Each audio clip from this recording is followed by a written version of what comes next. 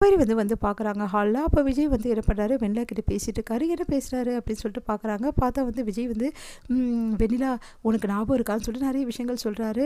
உடனே வந்து விஜய் வந்து ஒரு ஒர்க் பண்ணிகிட்ருக்காரு. அப்போ வெண்ணிலா வந்து விஜய்னு கூப்பிட்றாங்க.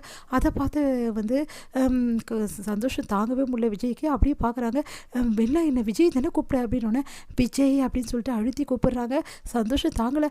கவிரி கவிரி பார்த்தியா, வெண்ணிலா விஜய்னு என்ன அவ்வளோ அழகாக கூப்பிட்றா, பழைய மாதிரியே கூப்பிட்றா, பழையபடி இப்போ பழைய மாதிரி இருக்கும்போது விஜய்னு இப்படி தான் கூப்பிடுவா, அதே மாதிரி கூப்பிட்றா. ஐயோ எனக்கு சந்தோஷம் தாங்க முடியல. சீக்கிரமாகவே வெண்ணிலாவுக்கு குணமாயிடும்னு நம்பிக்கை எனக்கு இன்றைக்கி ஃபுல்லாகவே வந்துடுச்சு அப்படின்னு சொல்லிட்டு ரொம்ப சந்தோஷப்படுறாரு.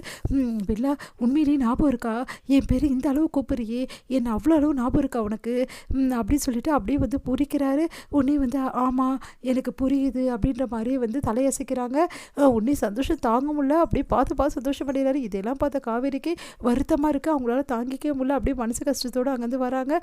ராகினி வந்து இதை நோட் பண்ணுறாங்க. ராகினி வந்து அப்படியே வந்து இந்த டைமில் வந்து கலாய்க்கலாம் காவேரியை அப்படின்னு சொல்லிட்டு முடிவு பண்ணி, என்னம்மா சீக்கிரமாகவே வந்து வெண்ணிலா குணமாயிடுவா போல் இருக்கு, அப்புறம் என்ன, நீயும் இந்த வீட்டை விட்டு போயிட்டா ரொம்ப நல்லாயிருக்கும், நீ சீக்கிரமாக வீட்டை விட்டு போகிறதுக்கு ஏற்பாடெலாம் பண்ணிவிடு, ஏன்னா வெண்ணிலா குணமானோன்னே விஜயும் வெண்ணிலாவும் வாழ போகிறாங்க, அதுக்கப்புறம் உனக்கு இங்கே இடம் என்ன இருக்குது, ஏன்னா எப்படியும் வெண்ணிலா வந்து குணமாயிட்டாலாம் விஜயை விட்டு தரமாட்டா, அதுக்கப்புறம் நீங்கள்லாம் இங்கே இருக்க முடியாது, இப்போவே நீ வந்து யோசனை பண்ணுறது நல்லது அப்படின்னோன்னா அப்படியே பார்க்குறாங்க முறைச்சி.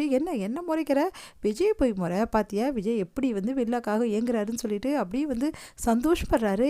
இப்போ தெரியுதா விஜய்க்கு யார் மேலே ரொம்ப பிரியும்னு சொல்லிட்டு அப்படின்னோடனே, இங்கே பாரு தேவையில்லாமல் பேசிகிட்டு இருக்காது, உன் வேலை என்னவோ அதை போய் பாரு, சும்மா சும்மா வந்து என்னை தொல்லை பண்ணியிருந்தேன், அப்புறம் நடக்கிறது வேறு, நானும் பார்த்துட்ருக்கேன், எப்போ பார்த்தாலும் என்னை சீண்டிகிட்டே இருக்க, உனக்கு வேலை வெட்டி இல்லையா, எனக்கு எங்கே வேலை வெட்டி இருக்குது, என்னோட முழு வேலையே ஒன்று சீன்றது தான், ஒன்றை வெறுப்பேற்றி பார்க்குறது தான் எனக்கு சந்தோஷம், அதுக்காக தான் இந்த வீட்டிலே நான் கல்யாணம் பண்ணினே வந்தேன் அப்படின்னோடனே, சே உனக்கிட்ட எல்லாம் மனுஷன் பேசுவானா அப்படி சொல்லிட்டு போகிறாரு. பேசலன்னா போ, ஆனால் இதுதான் எனக்கு சூப்பராக கிடச்சிருக்கு, கொஞ்சம் கொஞ்சமாக உன்னை எப்படியாவது ஒரு வழி பண்ணி இந்த வீட்டை விட்டு போக வைப்பேன் அப்படின்னு சொல்லிட்டு யோசிக்கிறாங்க ராகினி.